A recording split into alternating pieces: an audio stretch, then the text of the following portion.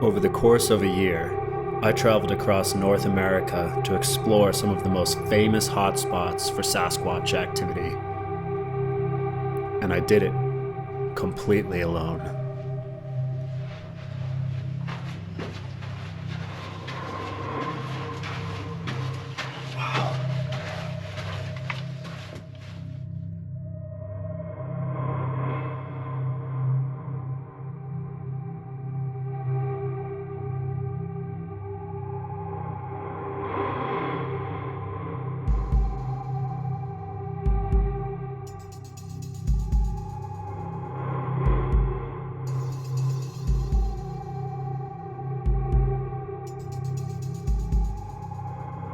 Growing up, I always heard stories of Mount St Helens.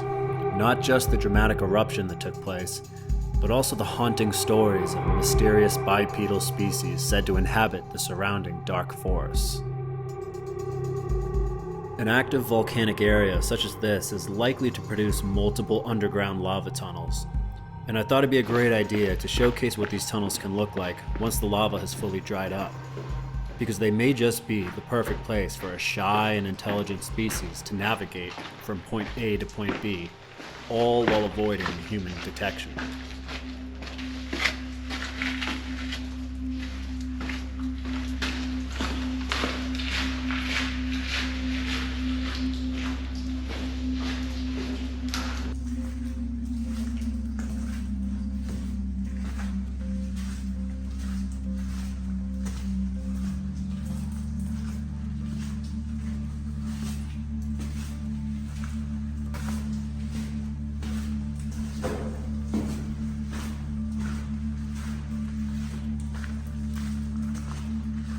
So you can tell these underground caves are pretty humongous. This thing is huge.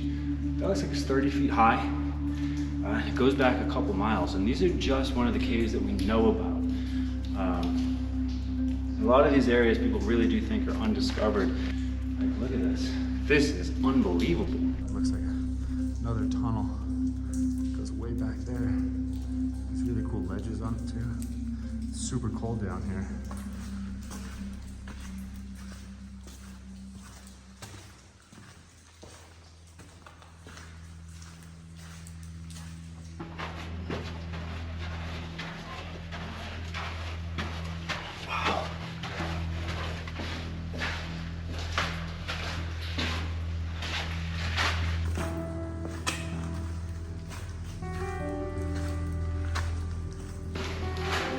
Cave is humongous. Watch where you step though. Ape Cave is a great example of the scale and appearance of these tunnels, but some believe many remain undiscovered, their entrances hidden, accessible only through small, specific points. I'm now heading up to June Lake, where I'm going to backpack, but it is further up the mountain. And I was recommended to check out this site by researcher Mark Marcel, otherwise known as the Ape Canyon guy, which, by the way, Ape Canyon, it's only a few miles from here.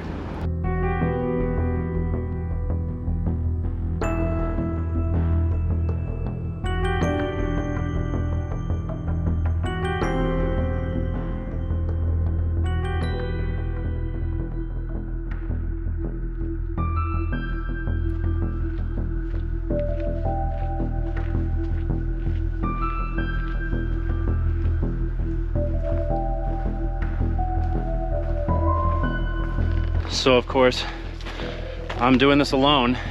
My reasoning is pretty simple. Just by being alone, I would think I might be considered maybe less of a threat. I only have a night. It's not like I have a month to come habituate this site. I only have tonight, so I want them to quickly feel comfortable with me, whatever them are, if it's a thing. Be alone, unthreatening, unassuming. At the end of the day, I'm just here to appreciate nature. That's why I'm an avid backpacker. I'm out here all the time. I'm not really doing Bigfoot stuff. But I gotta admit, often it's in the back of my head. So what better way to combine the two than to do some backpacking in Bigfoot country.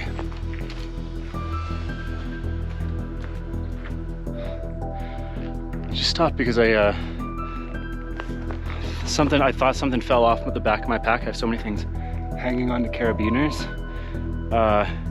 It scared the crap out of me when it hit the ground. It was loud, and I yelled, Jesus. And then I didn't drop anything. I don't know what it was. Likely an animal. That's the thing, is you come out in these areas looking for something. It's at the top of your mind, and right now I'm thinking Bigfoot, Bigfoot, Bigfoot. But it scared the crap out of me. Probably would have scared me even if I wasn't looking for Bigfoot.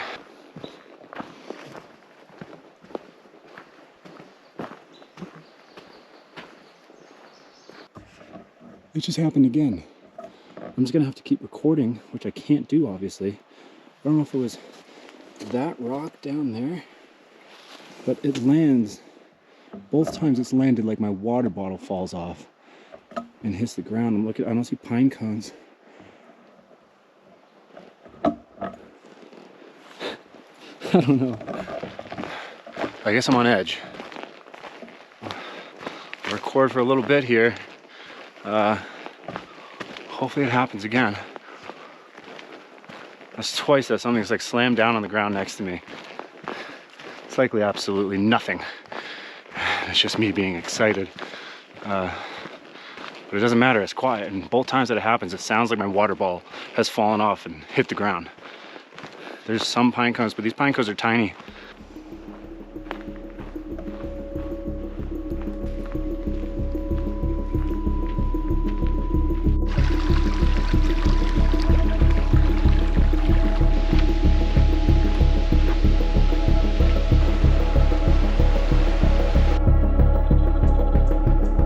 Now, one of the reasons I was advised to come check out this area is that apparently recently two hikers were experiencing activity, and they had something walking on 2 feet, basically escorting them out of this trail. It was paralleling them the entire way, and they reported it. You can tell, you can listen to my footprints right now. That sounds different than an animal walking through the forest with 4 legs. And they said it was on 2 feet, stayed a ways in the woods, and basically walked with them the entire way. There's the summit of Mount St Helens up there. It's a healthy snap tree. Maybe another tree fell and took it down, snow load wind.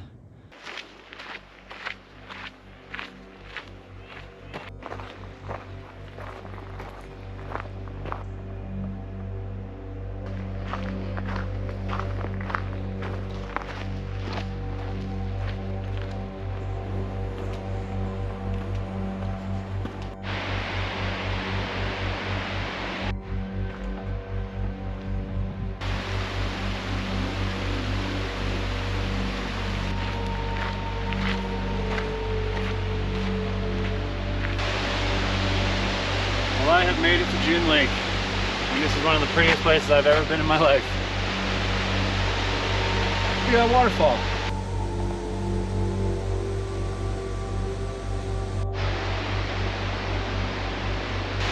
You can't camp right here on the lake. You're supposed to be back a couple hundred feet, so that's what I'm going to do.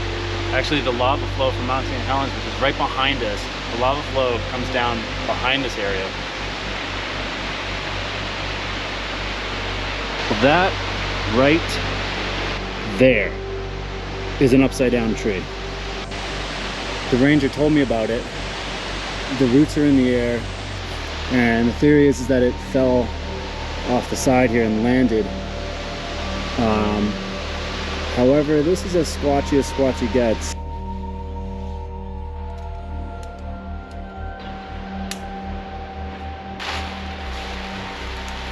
All right, got the tent here all set up. Gonna go hang out down by the waterfall, have some food. I am starving. Then I'll get a fire going, collect some firewood. I don't have much sunlight left. And yeah, I'm all alone, so let's see if I hear anything, feel anything, see anything, smell anything. This location seemed almost too good to be true. Like something out of a Disney World Sasquatch exhibit. A waterfall, an upside-down tree, all set against the backdrop of an active volcano.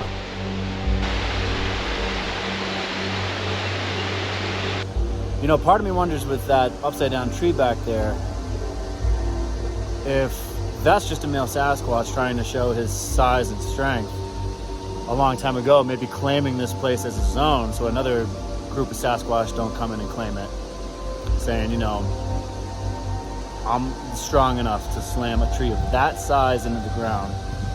And I could see why anyone would want to defend this place as their home. Or it fell off the side of that cliff, which is the likely culprit.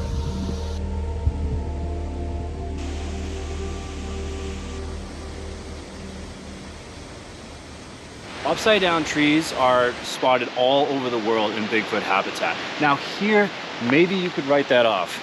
Here, let me turn it. Here, maybe you can write that off as potentially somehow falling off the side of the cliff. I mean, there was an eruption here, which displaced everything. It's just the force required for that to land like that and be able to stay there forever is extreme. But anyways, it could have fallen from that cliff there. However, the problem is with that logic is that you see these upside down trees in flat forests where there is nothing for it to fall off of. I think it's Prince of Wales Island in Alaska, notorious for upside down trees, huge upside down trees. That one might have fallen, but it looks like it would have had to fall from a 10-time greater height for it to stick like that.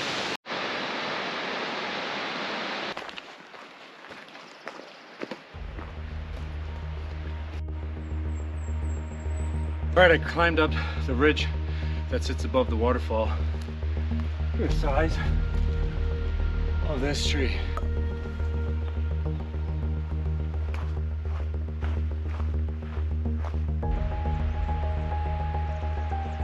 Man, I'll tell you, wasn't really sure what to expect when I came out here. This place feels at least as squatchy as Bluff Creek. Just in terms of this ecosystem and this habitat is absolutely perfect for species like that to exist and remain undetected in, especially with those underground vacant lava tubes that I explored earlier today. Man, this is like I'm not saying they're real, but this is a perfect place for them to be, and it makes sense. I definitely lean towards this being a real thing. I just don't know what it is. It's probably a relic hominid, or some people think it's more ape-like. Some people think it's spiritual or a UFO. I don't know which one it is, but I do know that it definitely seems like things are happening.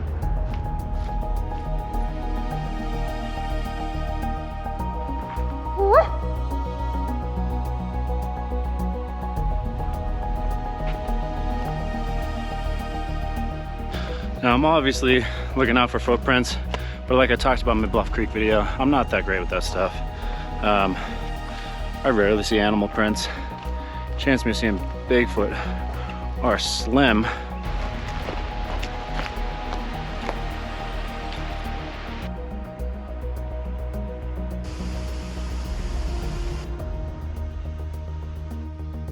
So far, no action up here. Certainly as peaceful and incredible as like paradise.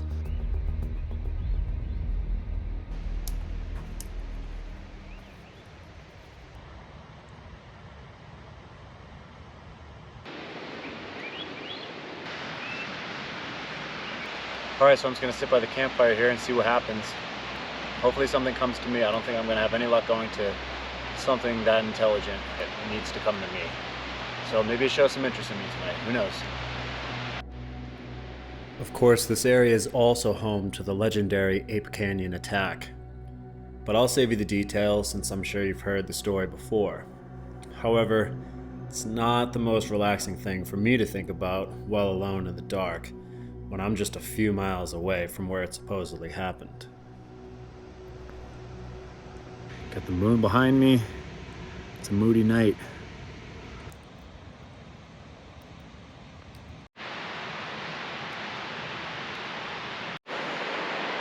Well, if there's ever going to be a Bigfoot experience, this would be it.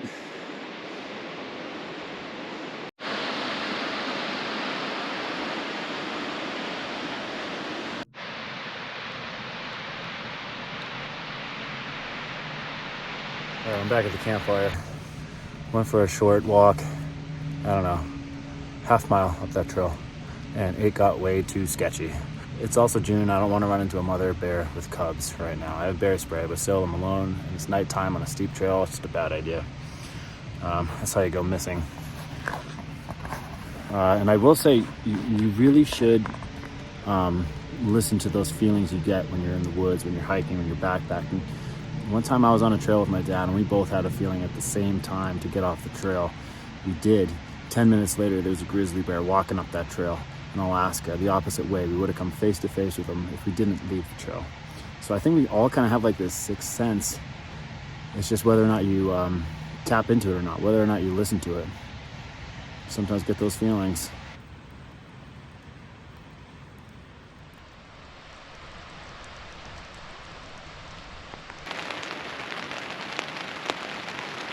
All right, good morning. It's been raining all night. That was a quiet night, other than the rain.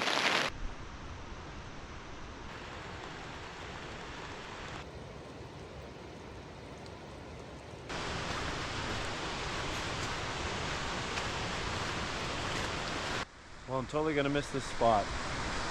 One of the single most beautiful places I think I've ever been, and definitely ever camped.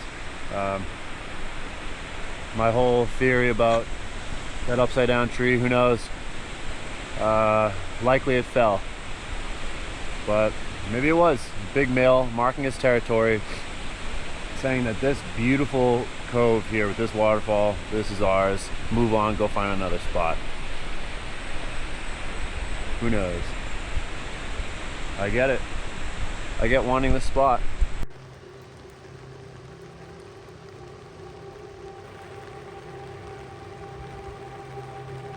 All right, I'm packed up and I'm heading out. What's more Pacific Northwest than this?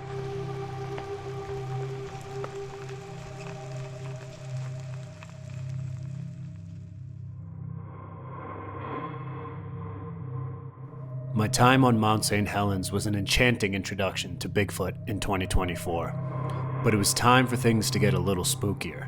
It was time to visit the Paul Freeman film site and to walk the trail alone at night.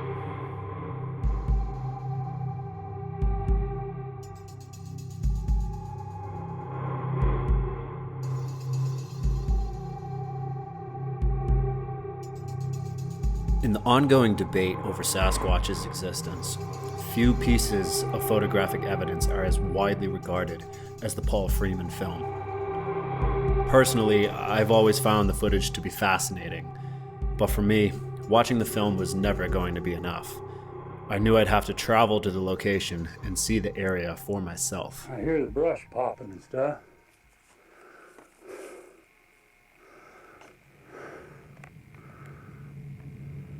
Oh, there he goes.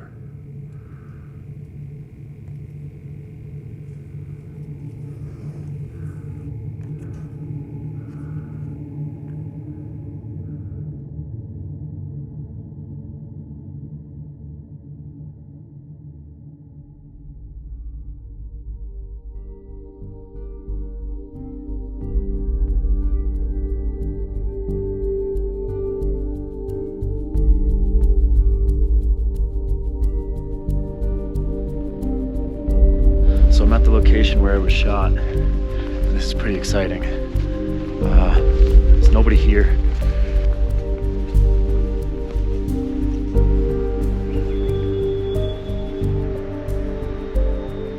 When Paul Freeman was back here studying this area of the Blue Mountains with a few other guys, they were finding tracks, not often, but coming out here every day for hours, and they might find a few tracks a year. And if you watch that full footage, he's following a trackway. That's why he's filming when it walks out. Otherwise, the chances of you just randomly happening to be filming in time for something that steps in front of your camera for 2 seconds is it's pretty impossible. It's honestly pretty creepy being right on the trail where this Sasquatch supposedly was filmed.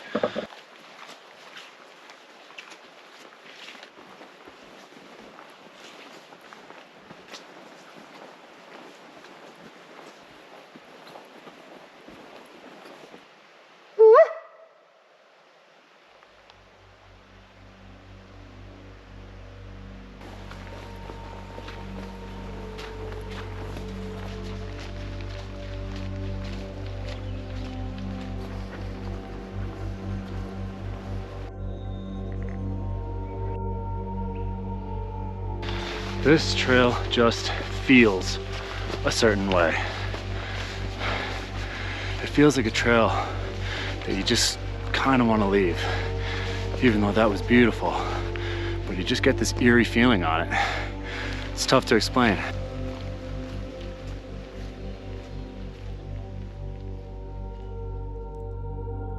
This location had a heavier feeling to it when compared to my night on Mount St Helens. For whatever reason, I was on edge.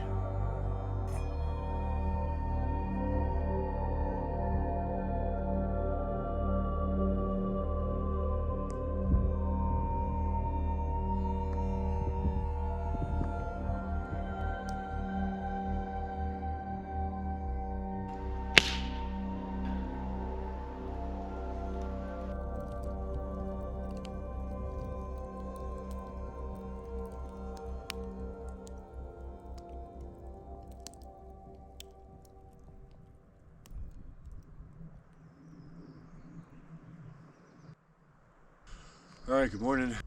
It was a quiet night. It was a peaceful night. Thank God, right?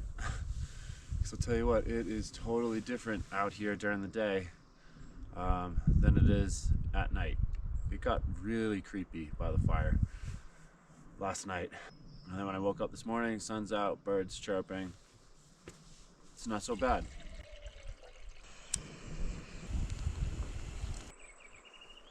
So the plan for today is to explore the forestry roads in both directions. Yeah, I'll do some off-trail stuff. Look for stick structures, tree breaks, footprints, sounds I may hear.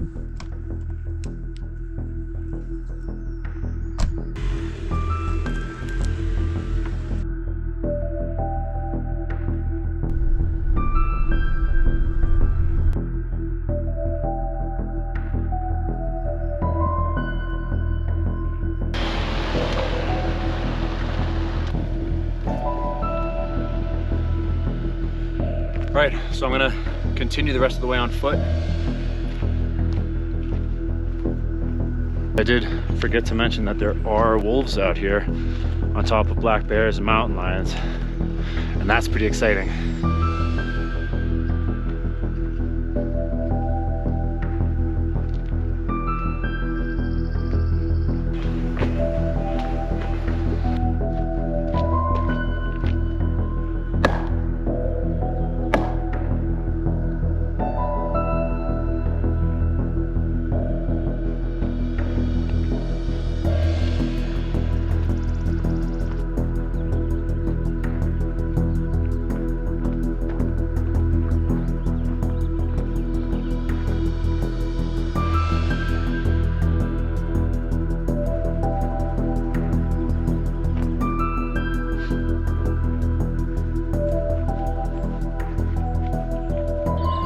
Okay, these are very large impressions, especially that one back there.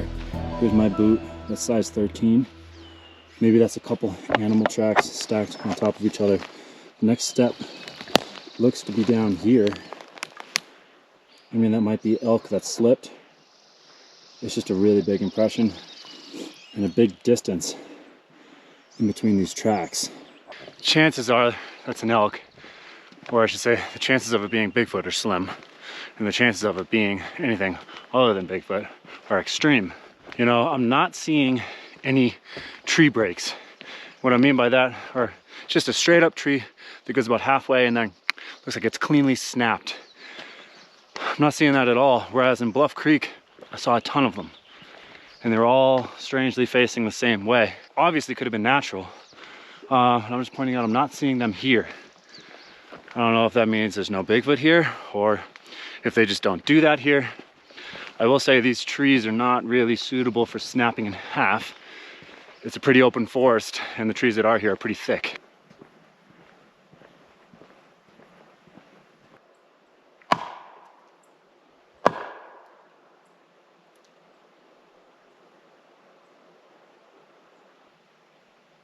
Man, something could so easily hide in there. 20 feet into these woods, I wouldn't be able to see a human hiding.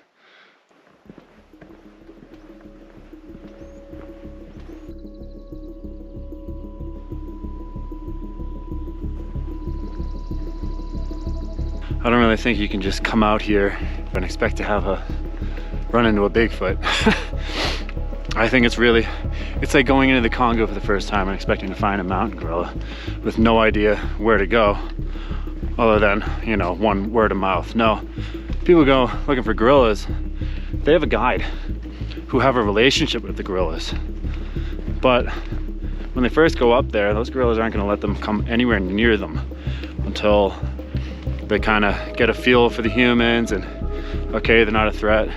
They get a little more comfortable and come in closer. I think it's the same deal with Sasquatch, if they exist, that they'd have to see you up here for, you know, like a month.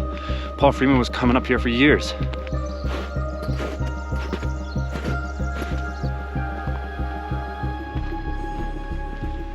All right, this is about as far as I'm gonna go. If nothing else, just coming out here and connecting with nature, just sitting here and being quiet and listening to the subtle sounds of the forest, the bubbling brook. It's absolutely magical. If Bigfoot gets you out into the forest, great, whatever gets you out into the forest. If this leads us to want to conserve land and set aside land and protect it and realize its importance, then great. That's what I love about Sasquatch, that there would still be this species that's one with the forest, one with nature. How do you not fall in love with that? To me, Bigfoot has always represented some type of long-lost connection we as humans have always had with the natural world for thousands of years. In part, it helps to explain this worldwide obsession with the topic. Only recently have we as a species truly moved away from our roots. Thousands of years of hunting, foraging, and agriculture have quickly given way to urban high-rises, iPhones, and social media. But what if there's something out there that is still completely connected? That in order for us to truly discover it, we may have to find a way to reconnect with our roots as a species. All right, I'm back at my campsite here. We get a fire going. I don't think there's anybody else up in these mountains, so things could get creepy.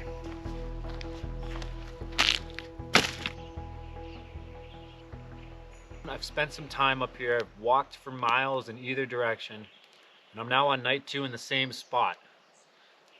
So hopefully, if there is something anywhere near in the area, maybe they're slightly accustomed to me now being here.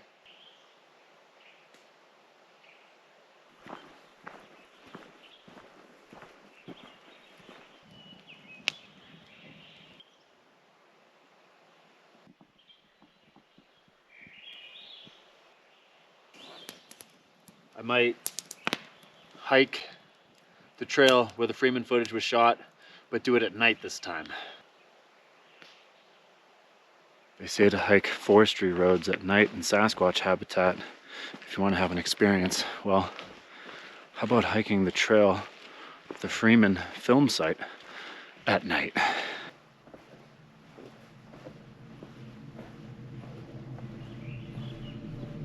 The closer I got to the trail, the more my senses were telling me to not continue. I've backpacked all over, including prime grizzly habitat and countless hikes at night. Yet this was the first time I had ever felt this way. I know it may be tough to see me, so I'm gonna try to shine this light on me because my camera light isn't working. All right, I don't know if this is the best idea I've ever had, but let's see what happens. The feeling didn't go away. It only continued to get worse and worse. And of course, my fading headlamp didn't help things at all.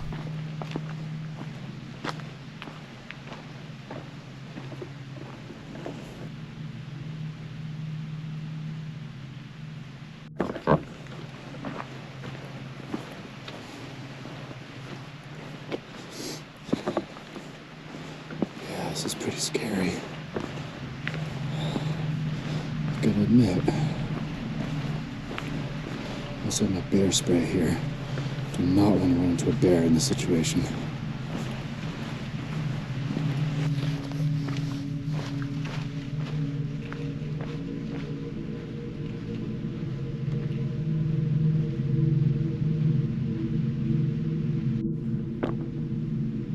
In that moment, I certainly did not feel alone in those woods.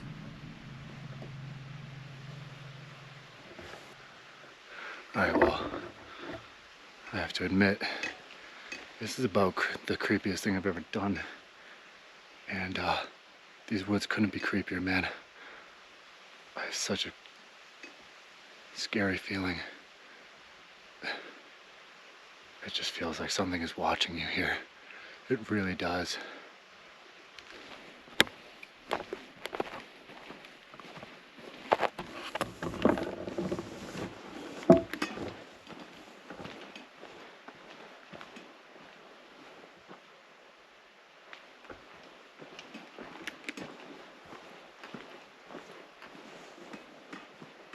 Okay, I'm not going any further. This is beyond creepy. Yeah, I don't know. I can't go any further, but it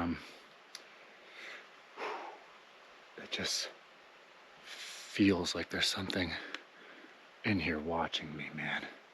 It could just be that I'm in here in the pitch black and that's terrifying. But this feeling is absurd and I gotta go.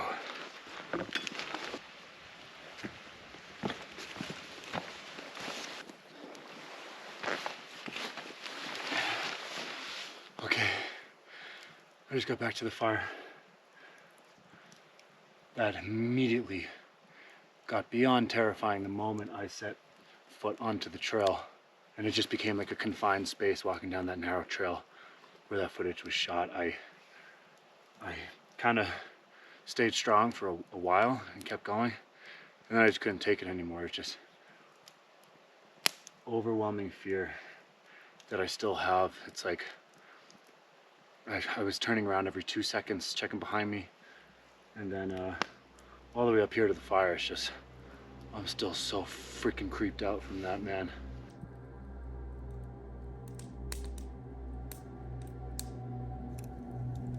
If there was any hope for me totally not being creeped out, I screwed it all up by going on that hike. It totally just messed with me.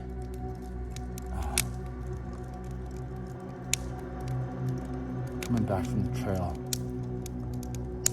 man, chills the whole way. I was overwhelmed. I've never experienced that level of fear alone in the dark before. And my eyes started watering. At that moment, it was probably the most uncomfortable I had ever felt while camping. Of course, things can always get worse.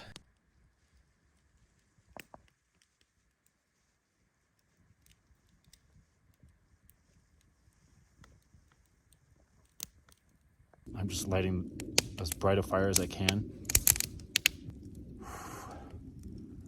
Because I just can't overcome the chills. I've had chills. It's not because I'm cold.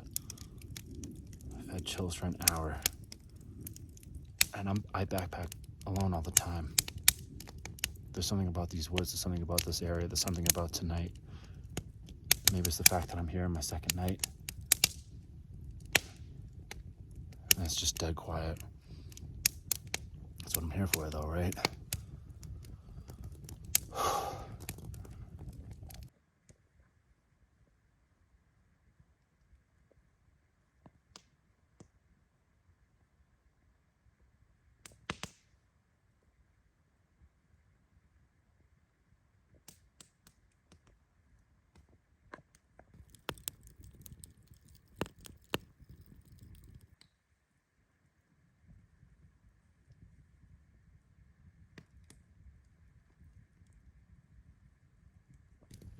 There aren't even any bugs or frogs that I've been hearing. Last night, today, no birds, no sounds, nothing. There's not a sound. Oh man, you can't express what this is like to be here right now in this moment and to be me. It's a Sunday night. I get the feeling that anybody who was out in these mountains is now gone, back to their homes.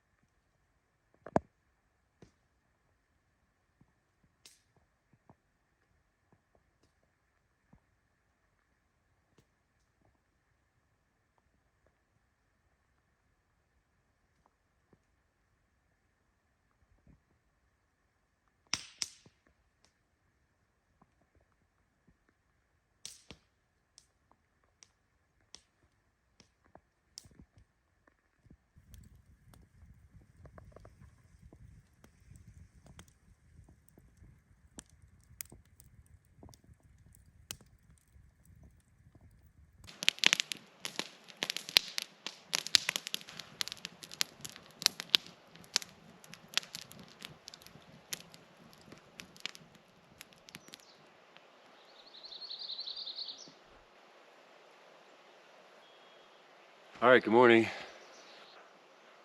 I'm happy to see the daytime.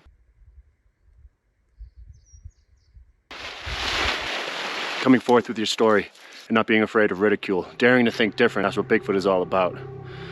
Bigfoot represents a willingness to tap into a different sense, to think differently, look at the world a different way, and reconnect with nature.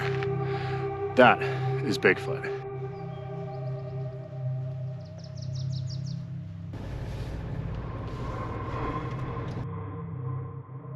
My hair-raising experience in the Blue Mountains had me questioning the sustainability of my approach. Would things only become more mentally challenging the deeper I went? Well, they definitely weren't going to get any easier.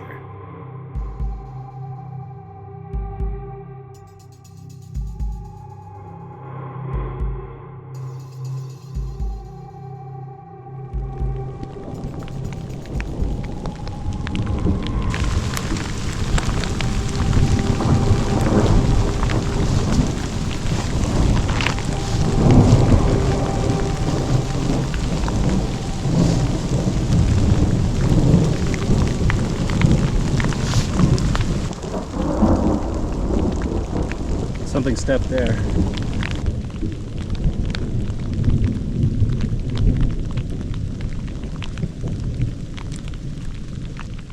What is more epic than this?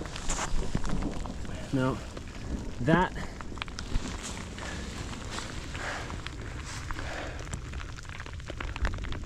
looks like a print. I mean, is that a print? I mean, it could be two tracks. Could be something stepped here, something stepped there. But there's toe prints. And, oh, here's my boot. I'm size 13. Might be another one, it's not as clear. That's a semi-convincing track behind me.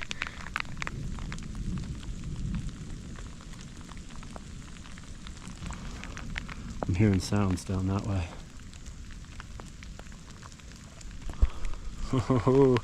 I'm thinking it's just the trees creaking.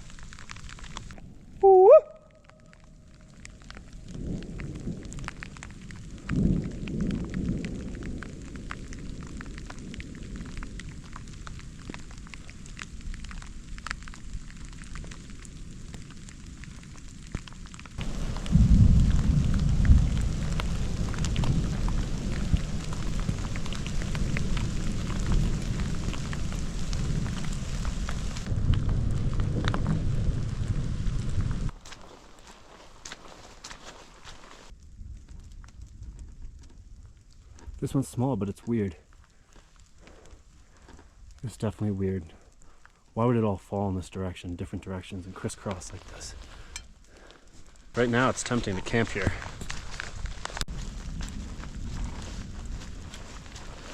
Listen, trees fall all the time, especially in these windy storms. They can fall in all kinds of weird ways. Chances are that it's all natural. See, the thing with me is, like, you can rule off one category. You can rule off tree structures and tree breaks. Well, what about footprints? What about all the credible sightings? Put it all together and it might mean something.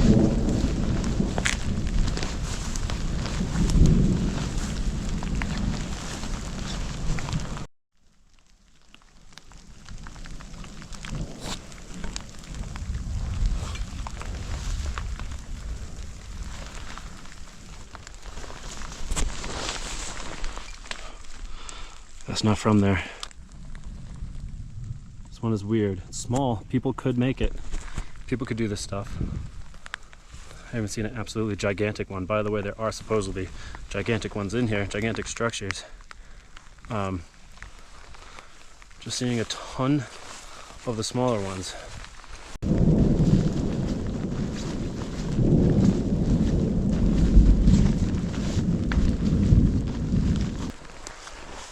This is really odd.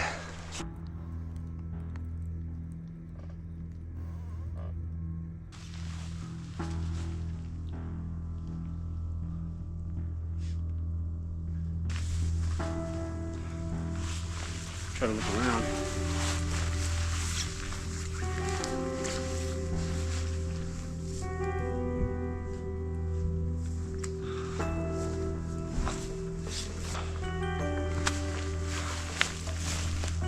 I don't know. I know at least one of the trees did not fall from its base because there is no, it just easily comes out of the moss like it was placed there. A person could do it. Some of them are heavy. These are definitely odd to see. And man, you really see them up here north in Nordegg. But even if these structures weren't here, this feels like great Bigfoot habitat. I mean, if you have an ecosystem and a habitat that's suitable for a grizzly bear, it's definitely suitable for a Bigfoot. They could eat the same things.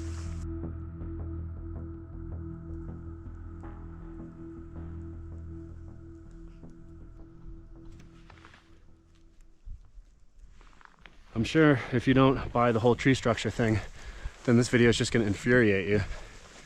Honestly, I don't know where I stand on it. I don't know what it signifies. We seem to know so little about it, or why it would be done. Just about to get in my car, I did hear almost what sounded like a single thump in the ground. Back with that structure, or in the direction of that structure. Could be absolutely nothing. But it was like a single thump. Almost. The reason why I'm not more excited right now is because there's thunder. And I don't know. It could have maybe been a single like rumble of a thunder and then never really materialized. Although I've been hearing that all day and it didn't sound like that. You know, for me, seeing the structures is cool and exciting. And maybe it's weird. Maybe it's really weird. You're not gonna ever say to someone, you know, oh, Bigfoot's real because of those tree structures in Alberta. You're gonna say Bigfoot's real because of the footprints found all around the world with dermal ridges. Or the person you trust the most, who's never told a lie, tells you a wild story about seeing something. Or even the Patterson-Gimlin film. But yeah, I prioritize all those pieces of evidence above these tree structures.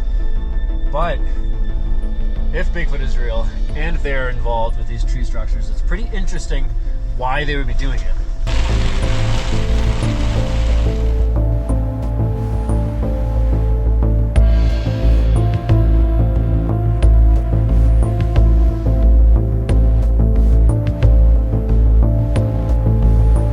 So this one is really interesting. Right off the side of the road. It just looks like it was made. Let's check it out. I think this one is natural. It just looks crazy.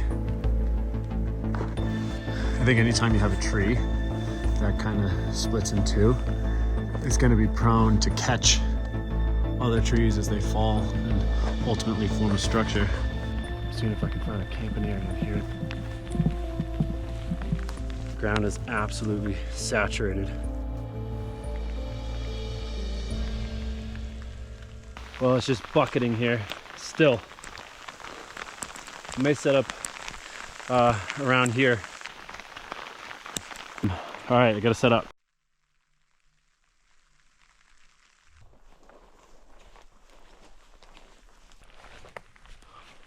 There's some creepy woods to be camping, and it is super, super quiet. What if you heard like one of those screams? Some of the animals out here make the craziest sounds. If you're going to look into the topic of Bigfoot, it's incredibly important to understand and recognize the vocalizations of local wildlife. When you're alone in the dark woods, it's all too easy to mistake an unfamiliar and terrifying scream for a cryptid. Take, for example, the following sounds made by a lynx.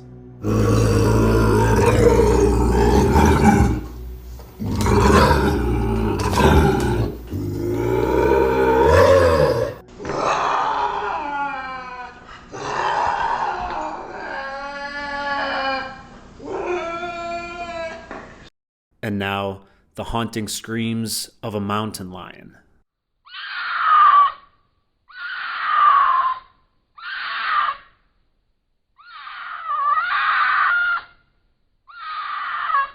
That little light you can see now in the sky, that'll soon be gone. No stars, obviously. So this is going to be a pitch black experience.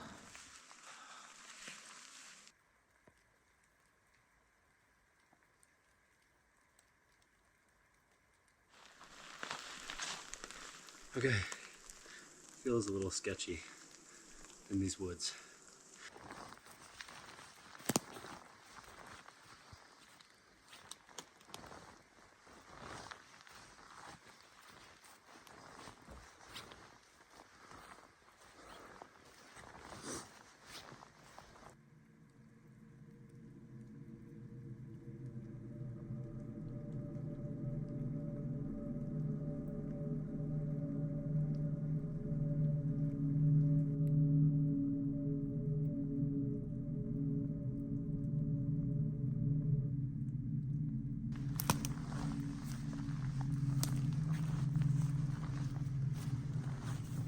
Back of the tent here. I'm just gonna sit here in the dark and see if something comes up to me. Maybe it's better to just come out here and be quiet.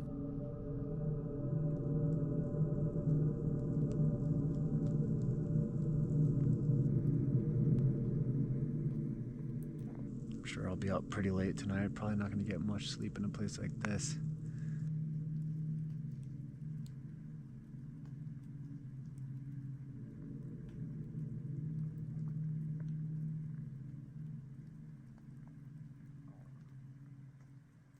And the whole point of doing this alone is so that something maybe feels more comfortable and coming in close.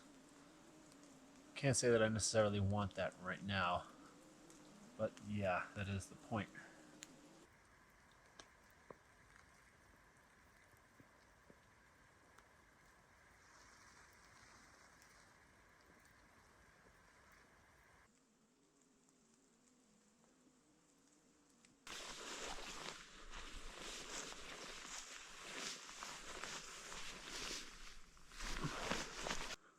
Been out here for hours. Gonna now go into the tent and see if I can get any sleep. This is a pretty creepy place to sleep. Maybe the creepiest I've ever slept.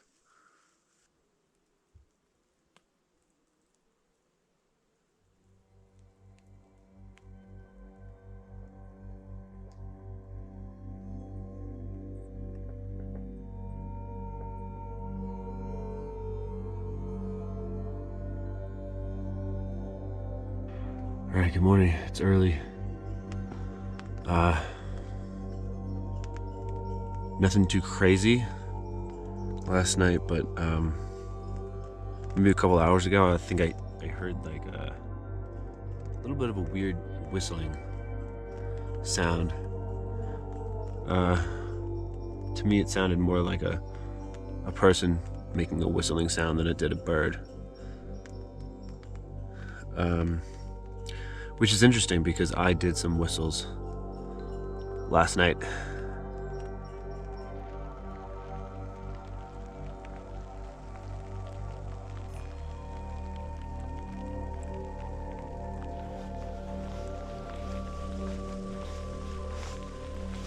It certainly feels like a Bigfoot forest. It's just so mossy, so green. It just feels like this is where they would live.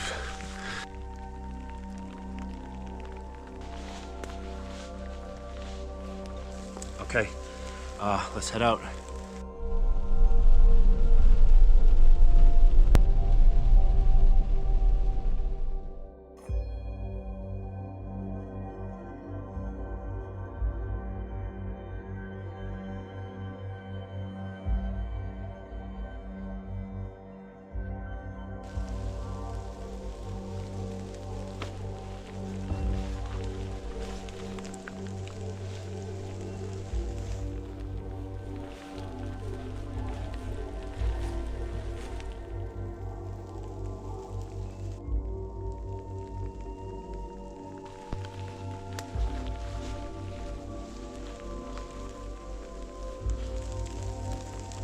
So picture just seeing one.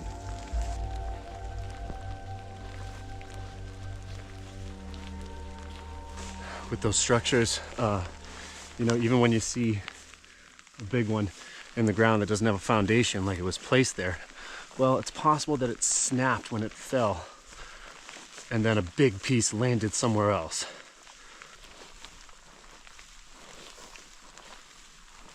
Throughout my time here, I've heard things, very, very subtle sounds that I don't even talk about, just because to me it's just natural. You hear things in the woods.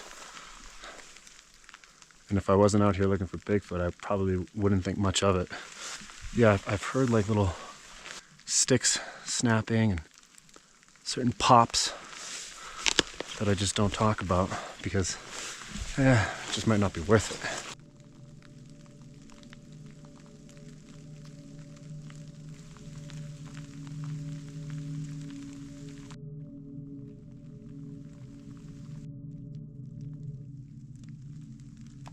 This one here did not grow here.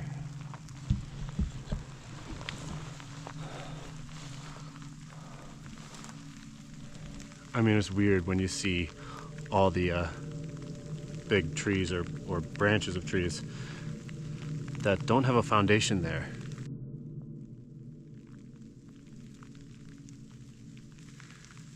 They could have snapped while falling.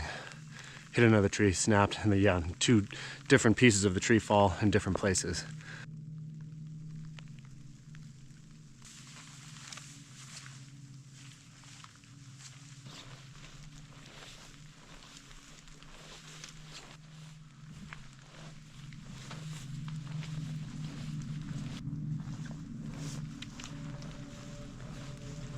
Here's like what looks like almost another impression, not as clear as yesterday.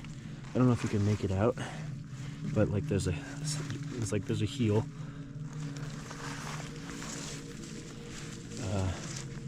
And then this is where the toes would be. This is really probably difficult to see with all the brush.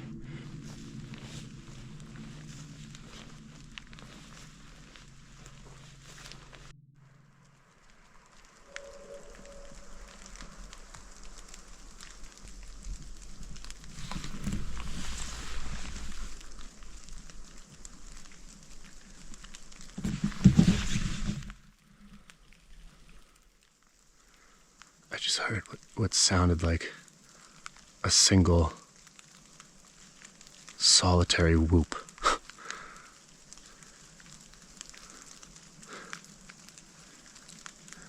Slightly different than an owl. If it was an owl, it was one single whoop. I don't want to make the sound right now. It was like, it sounded almost between like an owl and a wolf, but just one single solid sound in this direction.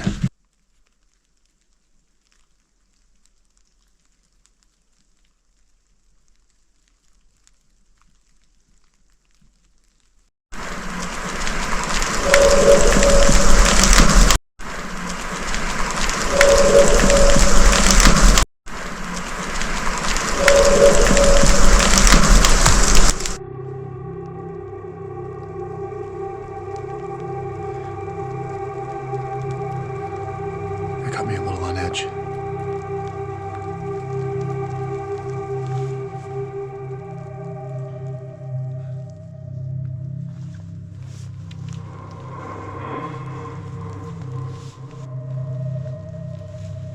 Nordegg sent me on my way after days of torrential rain and thunder, left to wrestle with the question of what could have possibly made that sound. But little did I know, my greatest test still lay ahead.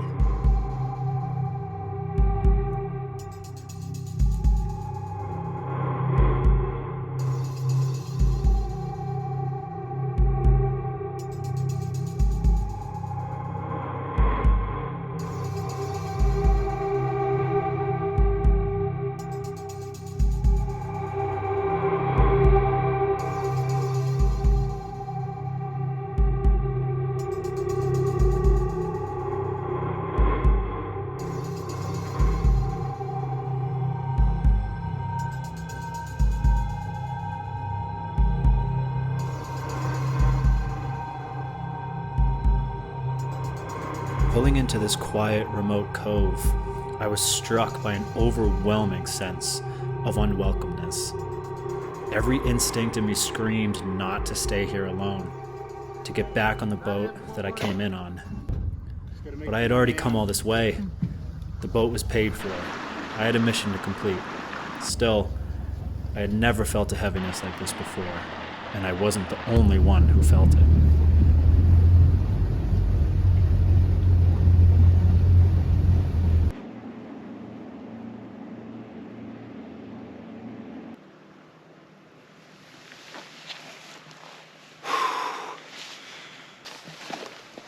Alright, so behind me is this cabin that I'm going to avoid entirely. I think I'm going to start with getting a big fire going.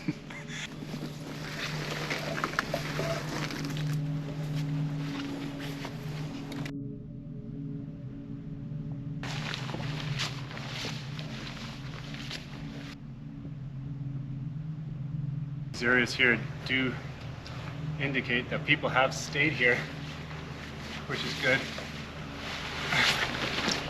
My psyche right now. Big old growth behind us here.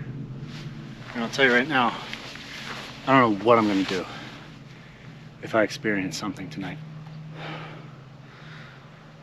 There's no getting out of this. This cove itself was recommended as a place where people don't really go. And it's on an island with a lot of sightings, Sasquatch sightings. It's very, very still here.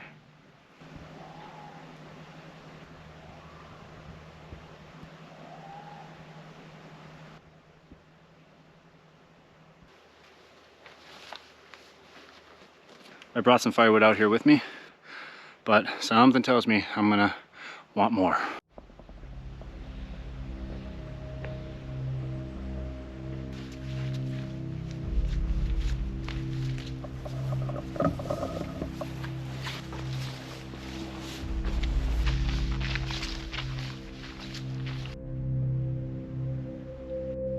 Have heard fish jumping and splashing, so I'm gonna have to remember that when I hear big splashes at night. That it's fish.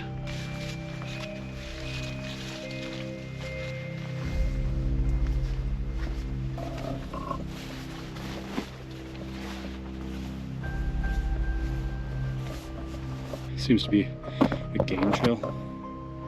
Runs up through here. Big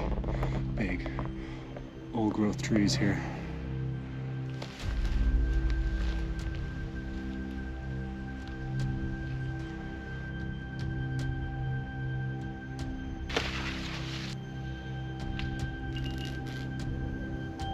Set up my fire here.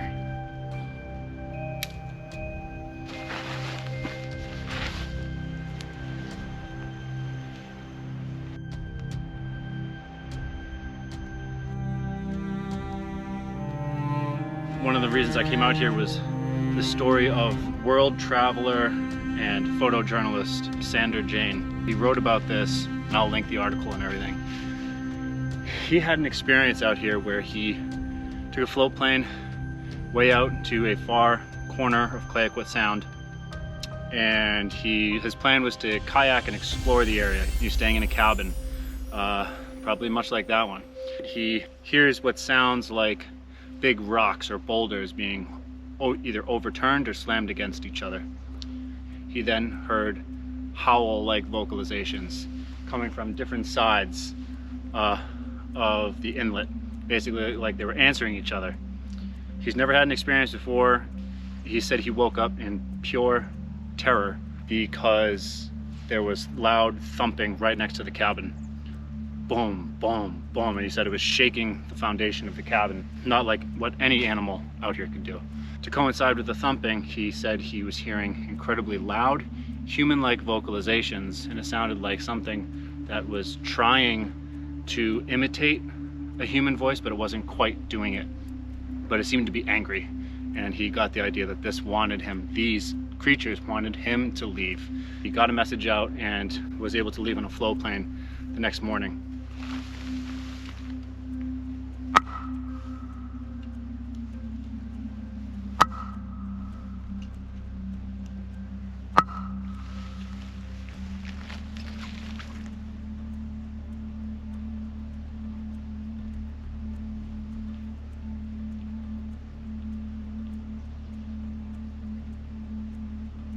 really wish I could camp down here, where it's a little more open. But this is low tide and this water's gonna come all the way up and I can't.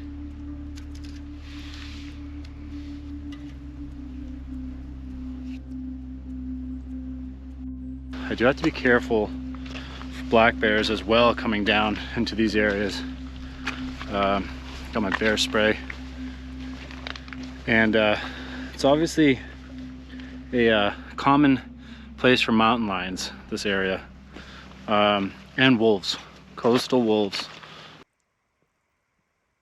An important element of this trip was the cabin itself. Originally built with good intentions, it had been left to rot for decades.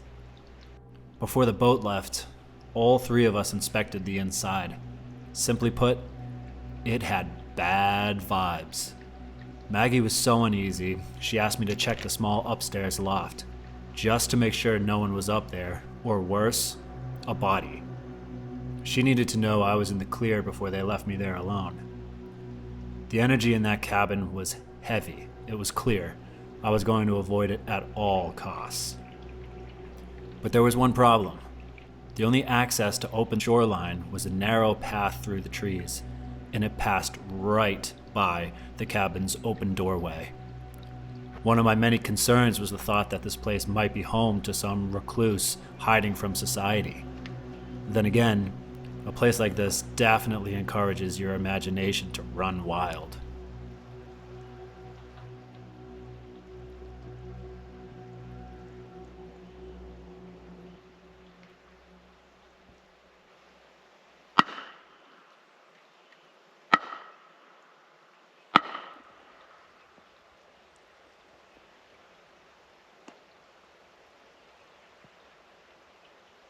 All right, unfortunately I got to leave this area. I do like this area because it's bright, it's wide open, the forest is thick and dark and scary.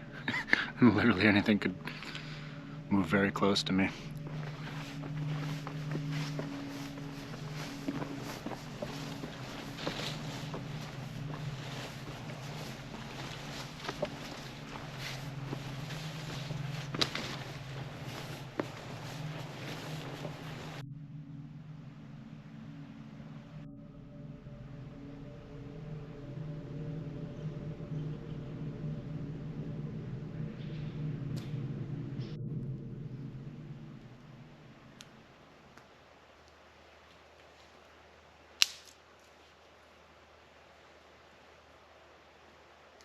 Someone tells me it's gonna be a night where I don't get much sleep.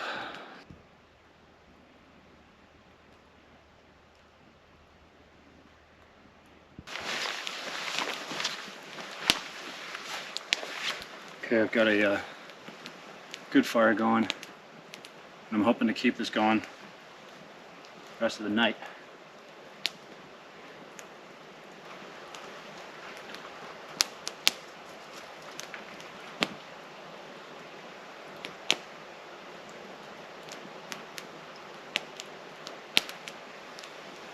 Man, every sound is creeping me out.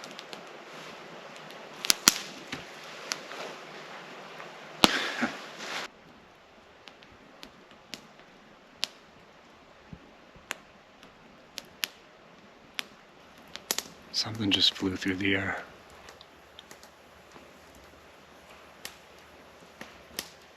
I don't know what it was, but something flew through the air.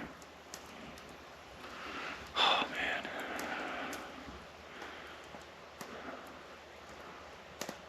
I don't know how to explain it. It made so much noise at first that I picked up my bear spray. And then I thought it was a heavy wind. And then as it went overhead, it was just a single, solitary thing making noise as it flew above the trees. It went above the trees and past me. So, yeah, I don't know what that was.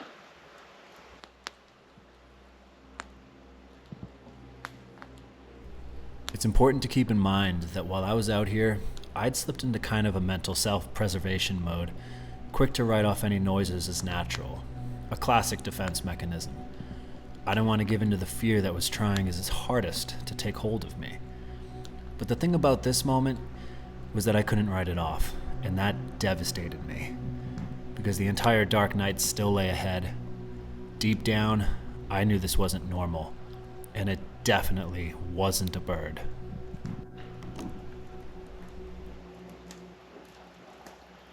I really don't know what that was, and I don't even want to speculate until daylight. I don't really feel like talking about it right now.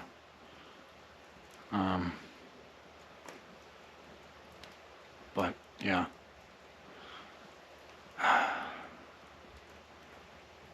Daylight can't come soon enough.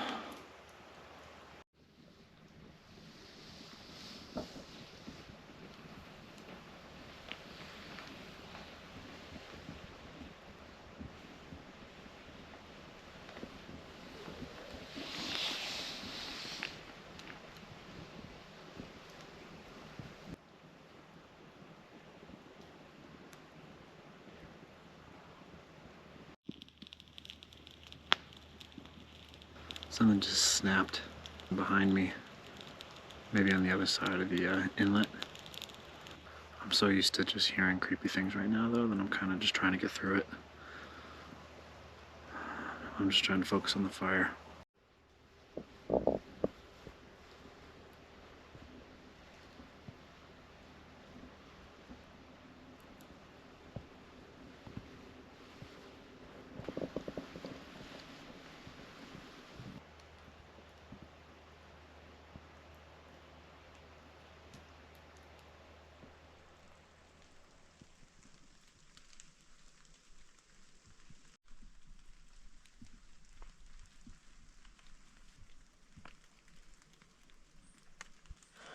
Good morning. Well, I have never wanted a night to end like I wanted last night to end. I was pretty scared, yeah. I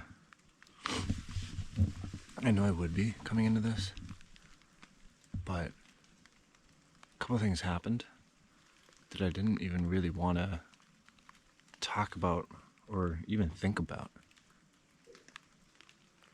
Like, yes, I wanted to talk to the camera and describe what's going on, but I also knew I needed to mentally spend the night out here. I mean, I lied in the tent.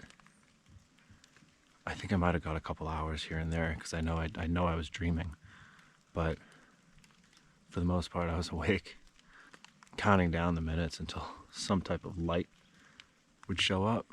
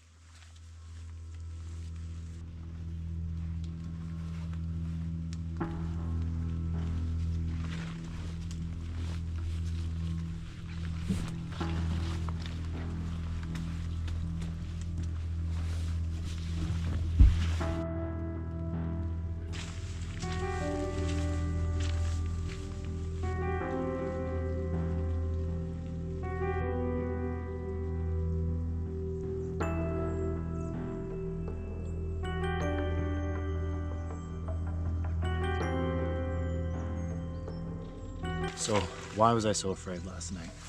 I was sitting by the campfire, and after the sun went down, I heard something flew over the top of the trees.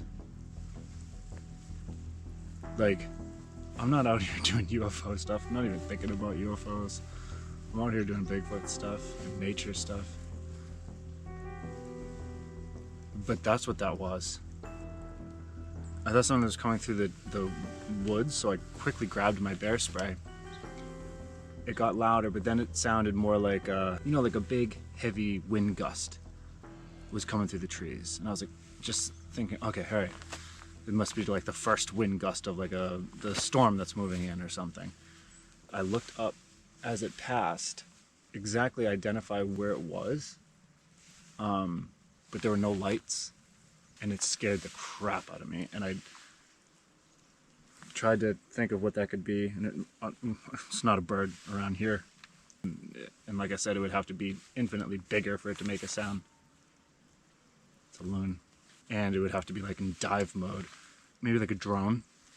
But who the hell's operating a drone out here?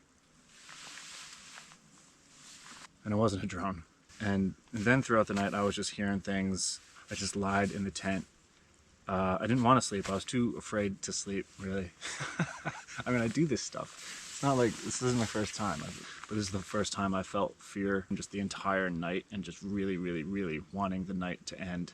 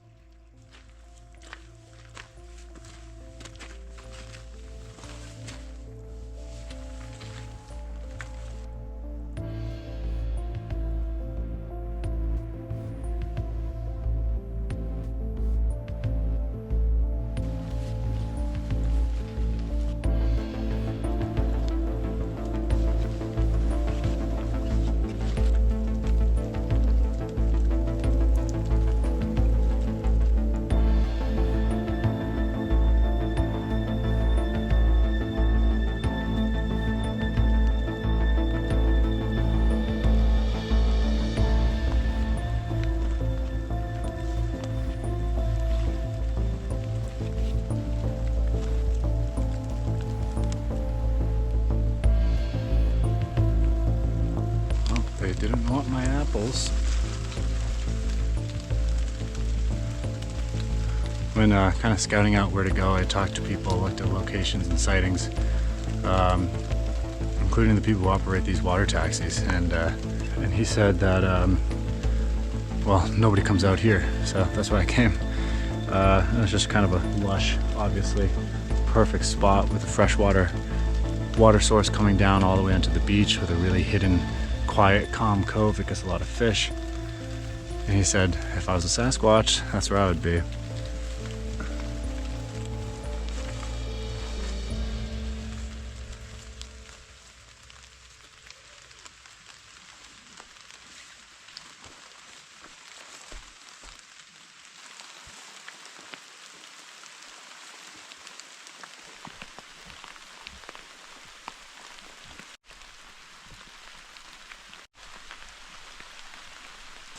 Right, I'm all packed up. Now I gotta head down and wait for my ride.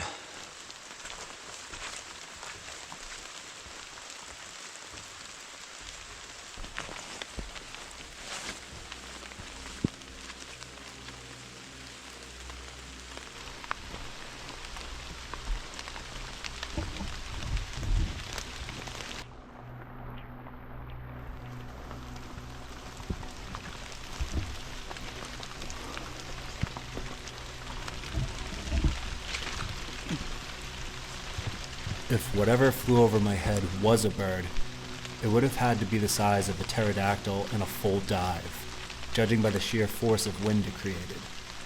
It wasn't an owl swooping from tree to tree. It wasn't a hawk. It wasn't an eagle. There were no wing beats, no flapping at all. A great blue heron can glide for a bit, sure, but I've heard them fly overhead before. I've spent countless nights alone in the wild, in rich ecosystems like Yellowstone, Alaska, the Canadian Rockies, and beyond. I know what these birds sound like. I know how even the quietest flutter can sound thunderous when you're alone, deep in the woods. But this was different. The wind was steady, loud, and lasted far longer than it should have. It followed a straight trajectory, passed directly overhead, and continued out to sea. I don't know for sure what it was, but I do know what it wasn't.